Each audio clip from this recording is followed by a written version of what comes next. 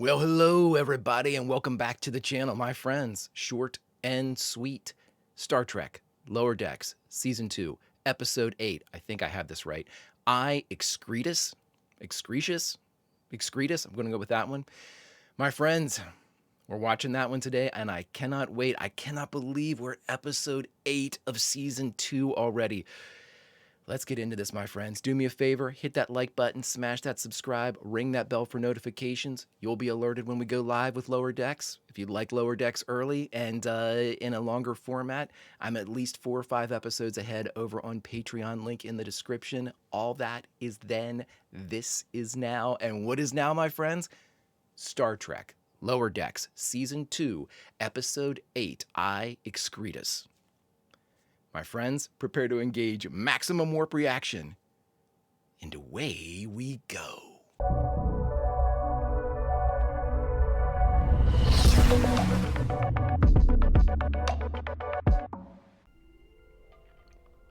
Oh, exterior. Would you look at that? Well, Tendy's gotten over her spacewalk fears. Sounds like a time loop, all right. We better hurry. Warp me. A view like this makes you realize it doesn't matter what deck. Did you guys realize that they're still outside? Oh, I'm sure they'll turn back at any second and we'll have a good laugh about it. 6 hours later. See, guys? We're laughing! All right, so that was the cold open, I guess. We're into the opening, so we get a chance to talk about this. I wonder if that cold open has anything to do. That seems like an older cold open. One of the ones that doesn't really have anything to do with the story at large. We haven't had many of those that are, I don't want to call them throwaway cold opens, but they're independent cold opens is probably the best way to say it. Oh my God, I love this show, my friends. I love this show. Also, you know, if you're a fan of the original series, I'm having an absolute blast watching those episodes. More so than I ever thought I would. I am enjoying the absolute hell out of the original series. Almost as much as Lower Decks, to be very fair. I always say that Lower Decks is my favorite, and I think about Lower Decks quite a bit, but recently I've been thinking about the original series just as much. It is something else. I think that speaks to both the longevity of the original series and the strength of Lower Decks. Excretus. I think that's how they're saying that. There we go. Nothing a little lung rejuve. Oh, so it's not a throwaway. We're all equals on this ship, right? They sleep in a hallway. Oh. They sleep in a hallway. A Starfleet drill instructor is going to be testing the crew later today, and I don't need you messing up our score because you've got a chip on your shoulder. Hey, Carol, that was a fuck up on your... If anyone on the bridge is a giant piece of... I mean, I don't care how you say this, Carol. You know they can split Jennifer! their eyes into 3 parts? I thought I was a triple threat. Oh my God, and that's the guy with the... What's that guy's name? And take real work over this, like fake pretend work. Oh my God, look, it's everybody. Like many of you, this one started from the bottom, but with hard work and plenty of drills, this one is now at the top. Whoa. These simulator holopods are each programmed with individualized drills based on situations other Starfleet crews have experienced. Oh no. Borg encounter. Everyone's score is displayed right. Hero worship, carbon-based units. Naked time! Almost seems unfair to make them compete with us. Gonna be a piece of cake. I don't know, Carol, you just had a major fuck up. While senior officers will be placed on the lower deck. Love it. Evaluate a crew's readiness then from the bottom up, Captain. Or should I say, Ensign. Pop up for those pips, Carol. Alright, let's get into it. I want to rack up some points early so I can spend the rest of the day soaking in my commander's tub. Mirror universe encounter. Oh shit. This is easy. Yeah, I can pretend to be evil. No, you gotta deal with somebody that's evil. You must infiltrate the Terran Empire and find a way back to your own dimension. Long live the Empire. Oh my God, this is hilarious. Who dareth bump into me? Oh, hi, Dareth. I double dog Dareth. Ah! No! Okay, good. Just checking. Double hand chop. Our mariner is right-handed. No, I strained this shoulder, flogging a Vulcan. Invasion of the Body Snatchers. Mission failed. Don't worry, Commander. You'll have other opportunities to get ahead. Is that a real race? They can split into 3 pieces? Your mission: navigate a paralyzed Klingon's request for an honorable death. Oh, no. Okay. You must help me kill myself. I broke my back picking up a peanut. Well, as head of medical, I'm not supposed to do any harm. Points deducted. Ooh. You must use my ceremonial blade. Ew, no! It'll be quick and painless this way. Points deducted. Wow. Kill Just you. give me the knife. Ah! Good God, what did you do? This Klingon isn't dead. This Klingon isn't dead. Mission failed. Wow. Look at Barnes still kicking ass. Old West Planet. As captain, you must survive a lawless frontier town in Earth's 19th century. Watch Brad kick ass in this. Oh my God.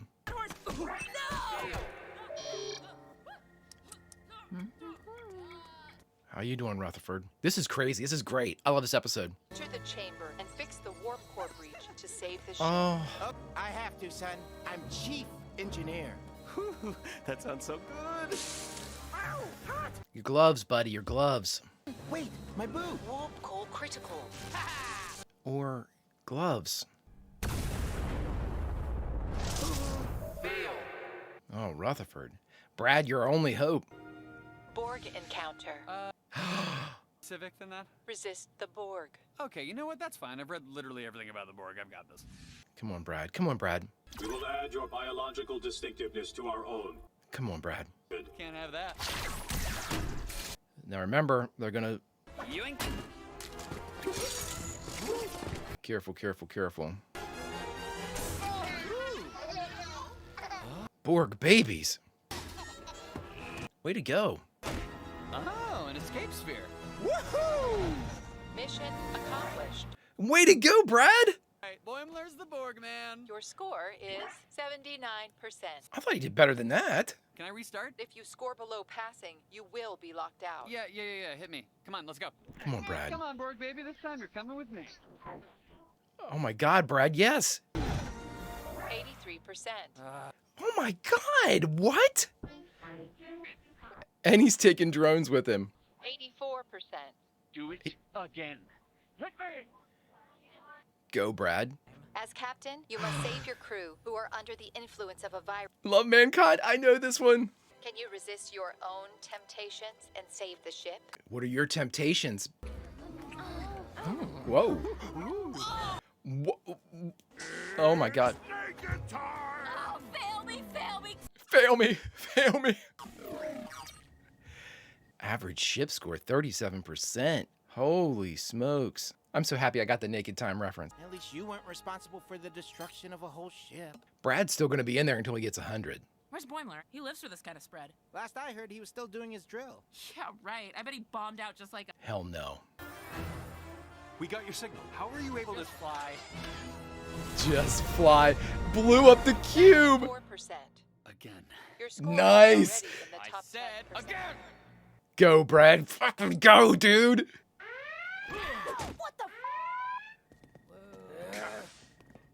What do they have to do? Klingon encounter. Ooh. The ship's under attack. What happened? Don't worry about it. Get to work. These crates aren't going to stack themselves. They gotta do stuff during the middle of an attack. Commander, wait! We're Starfleet officers. We can help you. Just tell us The what. Jemadar. Get to battle stations. The Jemadar. Aha! I got it. Son of a... Come on, Brad. Come on, Brad. Sides have been put through individual. He's still in there. The true test of a crew is seeing how you can unite as a single team. So again, I asked the question, is this a real species? Yeoman Ransom. Let's get some fresh coffee on deck. Yes, sir. Yeoman Ransom. Get on a horse? I'm just saying, 2.5 years of lessons, and that's what you had to show for it? You're gonna crash. Now you have. On what ground? On my ground. You're gonna crash. Oh, for God's sakes, guys. Captain, did you want your coffee with cream or... Dang, that's gotta be a record. Actually, it is. Oh, there's the bartender. You never heard this from me. Guess the carpet's always grayer on the other side of the ship. It's always grayer. Hold on. That's what this has all been about. That drills consultant made us suffer through all of this crap just so we'd understand what each the other. other ranks go through. No, they're actually drilling you. Thanks to you, the Cerritos crew will move forward with greater empathy and a deeper appreciation for each other.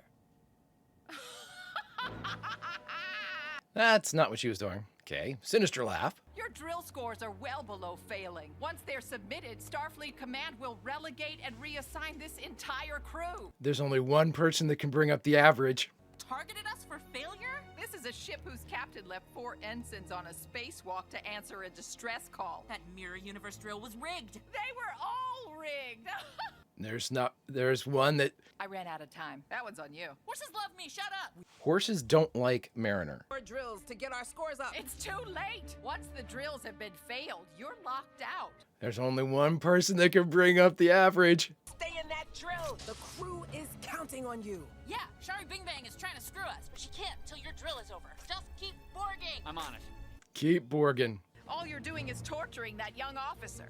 He'll be fine. He's one of our best. He is. He's getting there. Face the truth. This one's made the drills. This one's read all about life on Starship. You've read. Ensign, set an intercept course for one of those crystalline entities. Warp 4. Aye, aye, Captain. Come on, Brad. No. Just don't fail, Brad. No, my score! Brad, you got 100%, buddy. Shields up. Take us in. What? No! In my drill, you're never This supposed isn't a drill. This episode rocks. Controls are getting choppy. We're caught in an electromagnetic resonance belt. Yep.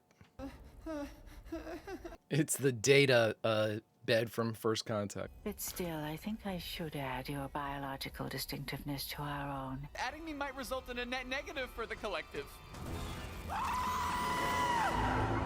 Oh, poor Brad. He had 100%. We need to fire a graviton pulse to punch a hole out. On my mark. This is a hell of a point to try to... What are you waiting for? Just making sure you're as scared as you're gonna get. You're fucking crazy! You're fucking crazy. Everybody's like, what the hell were we doing? We're gonna keep doing this until you change our score. There's a black hole feeding on a temporal rift just 3 systems over. Warp me. You gonna give us a passing grade? Or are we just gonna keep seeking out dangerous situations for you to see up close? Woo. All right, fine. You win. You win. There, it's done.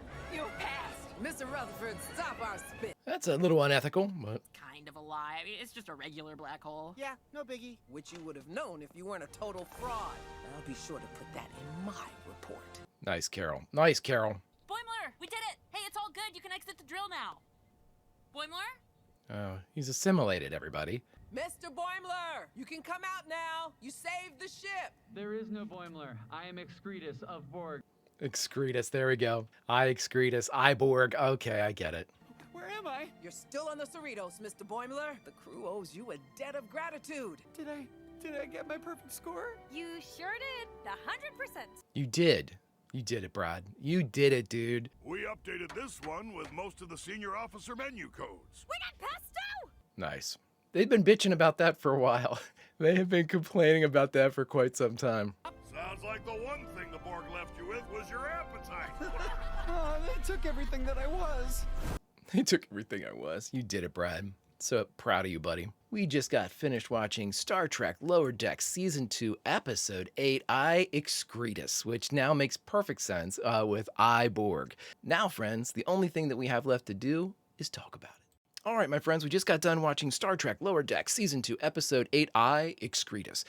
I thought this was a great episode. This was a very unique take on, both using holodeck technology and the ability to see something we haven't seen before, which is a Starfleet drill. Honestly, and again, my experience is exceptionally limited when it comes to any type of recall or bringing up. I'm sure you all know several instances of this. But I can think of, like Star Trek The Wrath of Khan. They had a ship full of cadets on that one, and that was a kind of a drill that turned much sinister as the events of that movie took place. But anytime, you rarely see them drill. You rarely see, unless there's cadets present. And there's usually cadets around, and it's some type of like almost like a exchange program or an internship or something of that nature. And that's the kind of vibe that I was getting from this, only the cadets were being supplanted by the lower decks crew to see how they would perform. And again, I'm glad that it was kind of a fixed test, like the different things, because I don't think that our players or our principal cast or lower deckers would have performed that poorly, especially like Tendi with the Klingon thing. There had to have been, obviously it was rigged for them all to fail, but it was, I like to see them. The thing that I always say is I love to see people, and especially Starfleet officers, being badasses in their field, Tendi doing medical, Rutherford doing engineering. I want to see that type of stuff. Yes, do I want to see them, outside of their element at times? Sure, getting into a firefight or, being placed in a situation, Tendi as a warrior or Rutherford having to heal or something of that nature. Sure, I'd love to see that, but my true passion is when they are badass at what they are best at. And that's when I think it's awesome. So the idea that initially, whenever they were sort of failing, I didn't like that because it was like they hadn't come far enough, like any advancements I thought they were making in their occupations was actually incorrect according to Starfleet standards. But that was incorrect because the instructor was twisting everything to make it impossible to succeed. Unless you're Bradward Boimler. And this is what I wanted to talk about as we were watching this one. How do you sum up season 2 so far? I mean, we're all through but the last 2 episodes of season 2. Season 2 has been, for me, mostly dealing with the events of season 1 and how they relate interpersonally with the Lower Decks crew. How they have grown, how they have kind of adapted to, Rutherford losing his memories and Tendi having to, explore elements of her past and things like that. They're little bits and pieces. Beckett and Carol's relationship earlier in the season had to be addressed. But I think right now, if I had to say, what have we seen the most of? It has to be Brad. It has to be Brad's growth that we've seen through this season. He was exceptionally static in season 1, and I think now that was absolutely a device that the writers were using to not only show that, maybe the weaknesses that Brad, not necessarily Brad, the weaknesses that a typical Starfleet officer might face if they were kind of a slave to regulations. If they didn't think outside the box, you'd be stuck in the same type of flight pattern that Brad had. Where it was just, he couldn't get away from the regulations and he couldn't get away from like doing things the appropriate way or how he was trained. And that lack of adaptability didn't serve him well.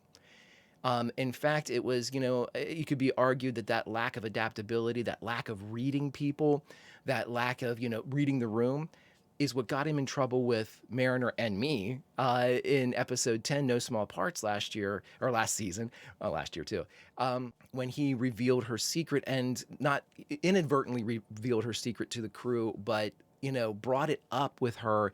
And this is what I was always mad at him about, was he didn't understand how that was hurting her.